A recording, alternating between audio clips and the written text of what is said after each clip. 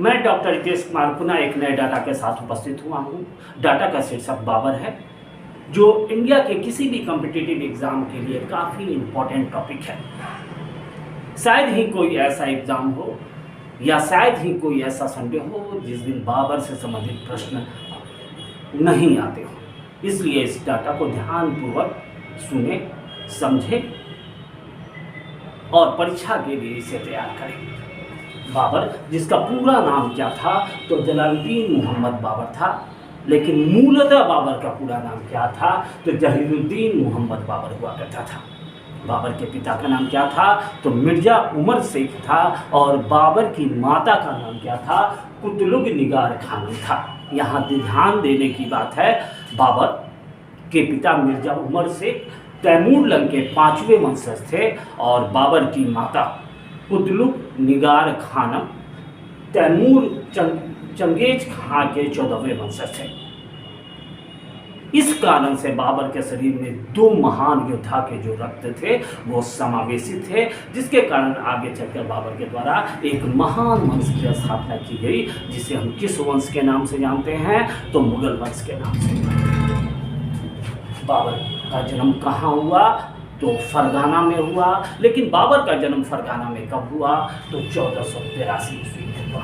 बाबर के प्रारंभिक गुरु कौन थे, ख्वाजा अब्दुल अव्वल जो थे वो बाबर के प्रारंभिक गुरु हुआ करते थे। लेकिन बाबर फरगाना का शासक कब बना, तो 1494 में बाबर जो था वो फरगाना का शासक बना। इसी क्रम में आगे चलकर उसने 1501 में समरकंद को जीता। समरकंद जीतने के बाद बाबर की प्रसिद्धि समरकंद और फरगाना के आसपास के क्षेत्रों में काफ़ी ज़्यादा फैलने लगी। इसी क्रम में 1502 ईस्वी में उज़्बेक शासक शैबानी खां के द्वारा बाबर को पराजित कर दिया गया, और शैबानी खां ने पुनः समरकंद को अपने अधिकार में ले लिया। बहुत कम ऐसे स्टूडेंट हैं जिन्हें यह पता होगा कि बाबर और शैबानी खां के बीच जो युद्ध हुआ था, उस युद्ध को किस नाम से जाना जाता है, तो सरेपुल युद्ध के नाम से जाना जाता है।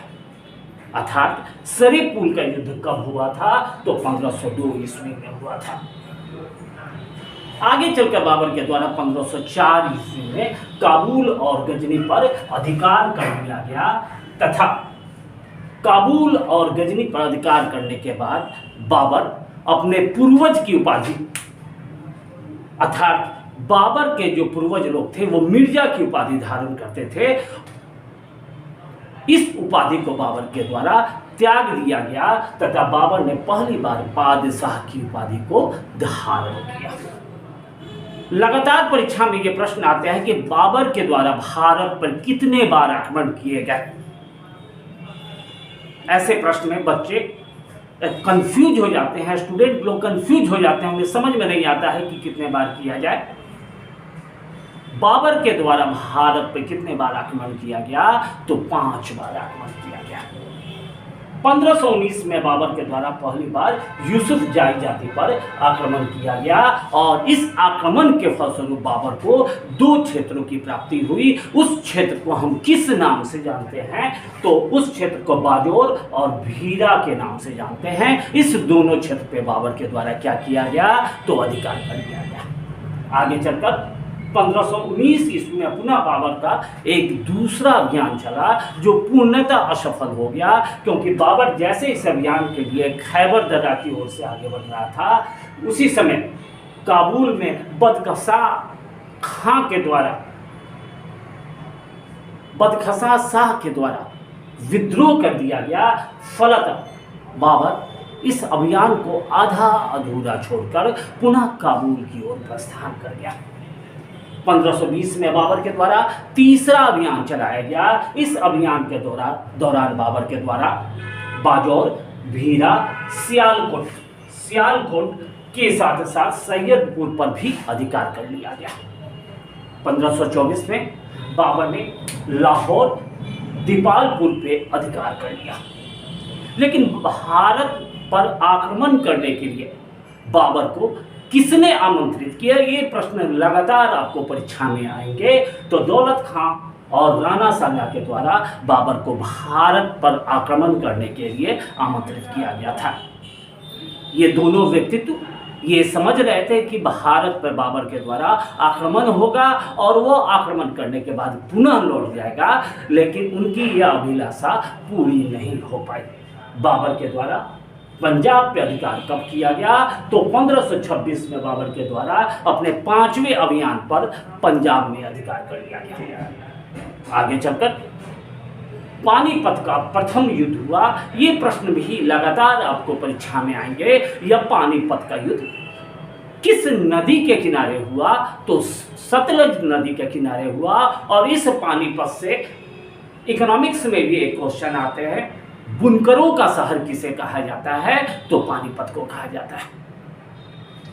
इस पानीपत का प्रथम युद्ध कब हुआ? तो 20 अप्रैल 1526 को हुआ। इस क्रम में आपको यह समझना होगा, बड़े एग्जाम में, पीसीएस के एग्जाम में यह प्रश्न आते हैं, देश के लिए शहीद होने वाला पहला व्यक्ति कौन था? तो इब्राहिम लोदी था। उसने शौर्य के साथ बाबर का सामना किया और रणभूमि में उसकी मृत्यु हो गई। बाबर के द्वारा पहली बार भारत में पानीपत के युद्ध में किस विधि का प्रयोग किया गया? तुलगामा पद्धति का भी प्रयोग किया गया। इस तुलगामा पद्धति को उस्मानी विधि या रूमी विधि के नाम से भी जाना जाता है, जिसमें तोप सजाने की एक कला होती है और विपक्षी शत्रु को चारों ओर से घेर कर उस पर आक्रमण किया जाता है। ऐसी परिस्थिति में शत्रु जो है वो जवाब देने की स्थिति में नहीं हो पाते।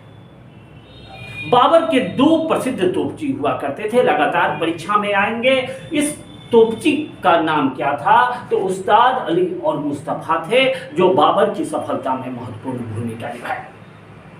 लेकिन बहुत कम ऐसे स्टूडेंट हैं जिन्हें यह पता होगा कि बाबर को पानीपत के युद्ध के दौरान जो कोहिनूर का हीरा प्राप्त हुआ था वह किससे प्राप्त हुआ था? तो राजा विक्रमाजीत से उन्हें कोहिनूर का हीरा जो था वह प्राप्त हुआ था। बाबर के द्वारा कलंदर की उपाधि धारण की गई, लेकिन बाबर को कलंदर क्यों कहा जाता है? तो उनकी उदारता के कारण कहा जाता है। पानीपत के युद्ध के बाद बाबर ने कहा था, काबुल की गरीबी फिर हमारे लिए नहीं। ऐसे प्रश्न पीसीएस के एग्जाम में स्टेटमेंट के रूप में आते हैं, जिसमें पूछा जाएगा कि यह कथन किसका है। 27 अप्रैल 1526 को बाबर के द्वारा एक वंश की स्थापना की गई, जिसे हम मुगल वंश के नाम से जानते हैं। लेकिन यहाँ पे आपको ये समझना पड़ेगा कि मुगल वंश के पहले दिल्ली पर किस वंश का शासन था या भारत पे किस वंश का प्रभुत्व हुआ करता था? तो लोधी वंश का प्रभुत्व हुआ करता था। आगे चलकर भारत में बाबर को राजपूतों से सामना करना पड़ा। इस क्रम में एक युद्ध हुआ जिसे खानवा के युद्ध के नाम से जाना जाता है। यह खानवा का युद्ध कब हुआ? तो 17 मार्च 1527 को हुआ। लगातार परीक्षा में आएंगे। बाबर ने किस युद्ध में गाजी की उपाधि धारण की? तो खानवा के युद्ध में गाजी की उपाधि धारण की। साथ ही साथ बाबर के द्वारा जिहाद का नारा किस युद्ध में दिया गया? तो खानवा के युद्ध में दिया गया। ऐसा इसलिए बाबर एक कुशल वक्ता हुआ करता था। उसने सैनिकों के हौसला बढ़ाने के लिए, क्योंकि भारत में उससे पहली बार एक ऐसी जाति से सामना करना पड़ रहा था जो अपने शौर्य और पराक्रम के लिए जाने जाते थे। एक फलतः अपने सैनिकों के उत्साह को बढ़ाने के लिए बाबर के द्वारा जिहाद का नारा दिया गया। जिहाद का मतलब होता है धर्म के लिए मर मिटना। साथ ही साथ बाबर इस युद्ध में कौन सी उपाधि धारण की? तो गाजी की उपाधि धारण की। लेकिन यह खानवा के युद्ध किसके मध्य हुआ? तो राणा सांगा और बाबर के मध्य हुआ। आगे चलकर बाबर ने चंदेरी के युद्ध में शामिल हुआ। यह युद्ध कब हुआ? तो 29 जून 1528 को हुआ। यह युद्ध किसके बीच हुआ? तो मेदिनी राय और बाबर के बीच हुआ, जिसमें बाबर को पुनः सफलता प्राप्त हुई। आगे चलकर घाघरा का युद्ध हुआ। यह युद्ध कब हुआ? तो 6 मई 1529 को हुआ। इस युद्ध में बाबर के द्वारा अफगानी शक्ति का समूल रूप से नाश कर दिया गया और भारत पर मुगलों का 2 महत्वपूर्ण क्षेत्र बंगाल और बिहार पर प्रभुत्व अर्थात वर्चस्व स्थापित हो गया। बाबर भारत में बहुत कम समय के लिए शासन किया। 1530 ईस्वी में बाबर की क्या हुई? मृत्यु हुई। बाबर को पहली बार कहाँ दफनाया गया? तो आगरा में दफनाया गया। लेकिन कभी कभी परीक्षा में पूछेगा बाबर को कहाँ दफनाया गया? तो आराम बाग में दफनाया गया। यह आराम बाग का क्षेत्र किस शहर में है? तो आगरा नामक शहर में अवस्थित है। पुनः बाबर को आगे चलकर किस शहर में दफनाया गया? तो काबुल में दफनाया गया। ये प्रश्न लगातार परीक्षा में आते हैं। लेकिन बाबर को पुनः काबुल में दफनाने की आवश्यकता क्यों पड़ी? तो इसके पीछे कारण यह है कि बाबर की आत्मकथा तुझके बाबरी में बाबर ने यह इच्छा जताया था कि उसकी मृत्यु हो जाने के बाद उसे कहाँ दफनाया जाए? तो काबुल में दफनाया जाए। तुझके बाबरी किसकी आत्मकथा है? तो बाबर की आत्मकथा है। लेकिन यह तुझके बाबरी किस भाषा में लिखी गई है? तो तुर्की भाषा में लिखी गई है। बाबर तुर्की भाषा का एक अच्छा ज्ञाता अर्थात महान विद्वान हुआ करता था। बाबर को मुबैयान शैली का जन्मदाता माना जाता है और हम कह सकते हैं कि तुझके बाबरी किस शैली में लिखी गई है? तो मुबैयान शैली में लिखी गई। लेकिन लगातार परीक्षा में ये प्रश्न आते हैं बाबर की आत्मकथा तुझके बाबरी गद में है या पद में है? तो बाबर की आत्मकथा तुझके बाबरी पद शैली में लिखी गई है। लेकिन इस तुझके बाबरी में बाबर भारत के किस हिंदू शासक को सर्वश्रेष्ठ शासक बतलाया था? तो कृष्णदेव राय को बाबर ने भारत में सर्वश्रेष्ठ हिंदू शासक के रूप में बतलाया। इस तुझके बाबरी में बाबर के द्वारा भारतीय मौसम, वृक्ष, पंछियों, फूल, फलों का महत्वपूर्ण रूप से उल्लेख है। साथ ही साथ इसमें भारत के कई रियासतों का या महत्वपूर्ण राज्यों का भी उन्होंने उल्लेख किया है। बाबर की आत्मकथा तुझके बाबरी में राजस्थान के मेवाड़ शासकों का उल्लेख है। लेकिन बाबर की आत्मकथा का फारसी में सर्वप्रथम अनुवाद किसके द्वारा किया गया? तो अब्दुल रहीम खान खाना के द्वारा किया गया। लेकिन जब इस तुझके बाबरी का फारसी में अनुवाद किया गया तो इस आत्मकथा का नाम क्या हो गया? तो बाबरनामा हो गया। लेकिन अंग्रेजी में बाबर की आत्मकथा तुझके बाबरी का सर्वप्रथम अनुवाद किसके द्वारा किया गया? तो लीडन एवं अर्स्कीन के द्वारा किया गया। लेकिन लीडन और अर्स्कीन के द्वारा तुझके बाबरी का अनुवाद किस वर्ष किया गया? तो 1826 में किया गया।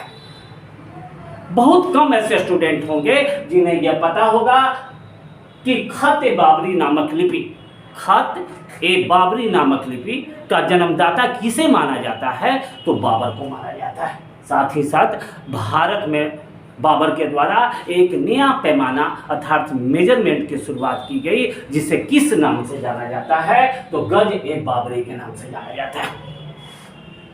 गज-ए-बाबरी मूलतः सिकंदरी गज जो हुआ करता था उससे प्रेरित था।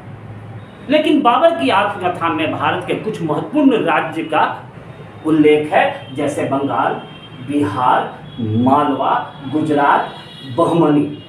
इन तमाम राज्यों का उल्लेख बाबर की आत्मकथा तुझके बाबरी में है। बाबर किस सूफी मत को मानता था? लेकिन सामान्यतः जब आप अच्छे टेक्स्ट बुक को पढ़ेंगे तो उसमें सूफी सिलसिला देगा।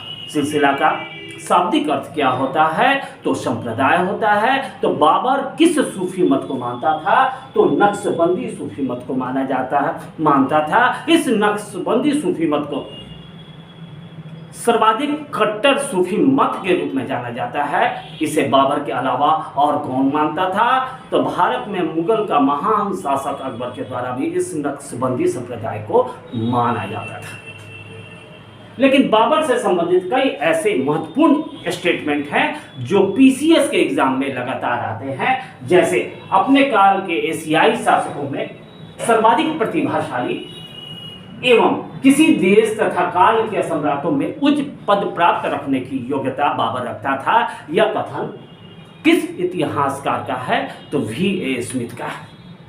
ठीक उसी प्रकार प्रसिद्ध इतिहासकार रशब्रुक के अनुसार एक व्यक्ति और एक शासक के रूप में उन्होंने बाबर की भूरी भूरी प्रशंसा की है। ठीक उसी तरह इलियट ने कहा है बाबर के संदर्भ में, प्रसन्नचित, वीर, महान, विचारशील तथा निष्पक्ष व्यक्तित्व के कारण यदि बाबर का लालन पालन इंग्लैंड में हुआ होता तो उसकी तुलना किससे होती, या वो किस रूप का, किस शासक के समान होता, तो हेनरी चतुर्थ के समान होता। इस वीडियो को ध्यानपूर्वक पढ़ें, अपने कमेंट दें, लाइक करें और सब्सक्राइब भी करें। सामान्यतः इस तरह का डाटा आपको YouTube पर जल्दी उपलब्ध नहीं होगा, लेकिन जाते जाते सोचने से कहाँ मिलता है तमन्नाओं का शहर, सोचने से कहाँ मिलता है तमन्नाओं का शहर, चलना जरूरी है मंजिल पाने के लिए, सोचने से कहाँ मिलता है तमन्नाओं का शहर, चलना जरूरी है मंजिल पाने के लिए। आज के लिए बस इतना ही। पुनः नए डाटा के साथ मैं उपस्थित हूँगा। तब तक व्यस्त रहें, मस्त रहें, कम पढ़ें लेकिन मन से पढ़ें।